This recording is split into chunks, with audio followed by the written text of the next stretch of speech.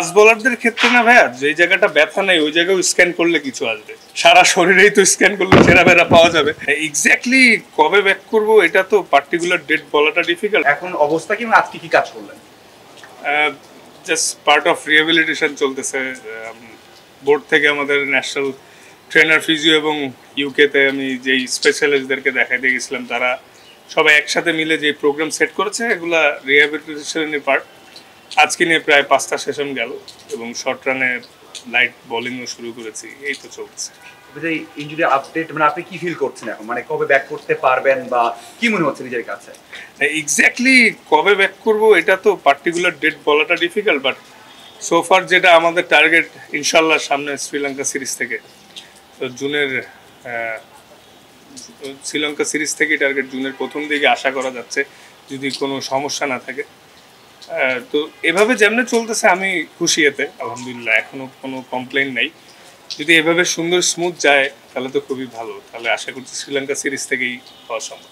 বিসিবিতে কি বলা হয়েছে, মানে আপনি বললেন না শুরু করতে পারবেন, মানে এটা কি এক্সাক্ট ডেটটা ছিল নাকি জুন থেকে আসতে পারবেন নাকি মানে ফিল করছেন নাকি আসলে না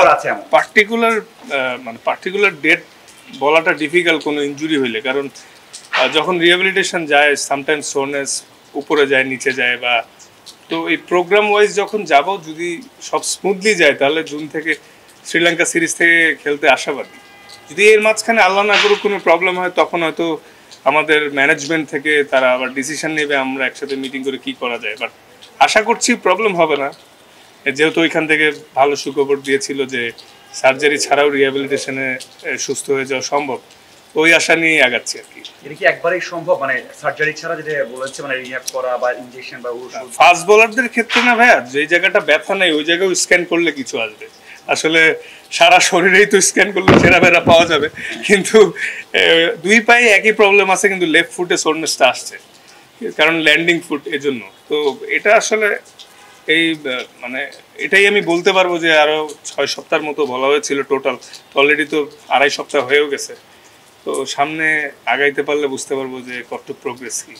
লাস্ট কোশ্চেন, মানে এটা ছবি তুললেন, মানে আপনি যে বাংলাদেশের বড় ব্র্যান্ড, মানে এটা এখন সবাই পরিচয় করে এইভাবেই, এটা কেমন লাগে? আপনার দায়িত্ববোধটা বাড়িয়ে দেয় কিনা? হ্যাঁ, আলহামদুলিল্লাহ, ইটস এ ব্লেসিং যে ইংল্যান্ডের যারা পর্যবেক্ষণ করতে এসেছে তারাও চিনেছে এবং দে ফলো ক্রিকেট। এটা একটা অনেক সম্মানের বিষয়, বাংলাদেশ টিমের মতো ইন্টারন্যাশনাল একটা টিমকে এতদিন ধরে রিপ্রেজেন্ট করতে পারছি, আলহামদুলিল্লাহ। অবশ্যই সম্মানের, আল্লাহ যাতে আরও তৌফিক দিয়ে, আপনারা দোয়া করেন আমি যাতে আরও অনেক বছর সার্ভিস দিতে পারি এবং সম্মান আরও উপরে নিতে পারি। কি বললো আর কি, ফ্যান নাকি এরকম? হ্যাঁ, ওরা বললো যে তোমার বোলিং দেখছি, তোমরা ইংল্যান্ডকে হারাইছিল, তুমি অনেক ভালো করছিলে, তারপর জিজ্ঞেস হলো who's your favourite England wicket, এইসবই আর কি। সম্ভবত কাজ করার সুযোগ হয় না ডিরেক্টলি, এই বিষয়টাকে কিভাবে দেখছেন এবং কতটুকু আশাবাদী? না, আশা করছি সে ভালো কিছুই হবে, বিকজ ও নিজেও অনেক বড় ফাস্ট বোলার ছিলেন এবং অস্ট্রেলিয়ার মতো টিমে বেশ অনেক লম্বা সময় খেলেছে। আর প্লাস একটা সবচেয়ে বড় গুড সাইন যে সামনে যেহেতু টি-20 ফরম্যাটের অনেক খেলা আসতেছে, ও রিসেন্ট টি-20 ইরাতেও খেলেছে, বড় বড় ইভেন্ট খেলেছে, তো ওর আইডিয়া হবে। আশা করছি ওর এক্সপিরিয়েন্স আমাদেরকে হেল্প করবে। আসলে ন্যাশনাল টিমে এসে একটা বলারকে খুব বেশি হেল্প করার তেমন কিছু থাকে না, জাস্ট গেম অ্যাওয়ারনেস আর ছোট টেকনিক্যাল ইস্যুস, বিকজ ন্যাশনাল টিমে এসে আসলে নিজের কোচিং নিজেরই করতে হয়, বাট বড় কোচটা থাকলে কাজটা অনেক সহজ হয়ে যায়।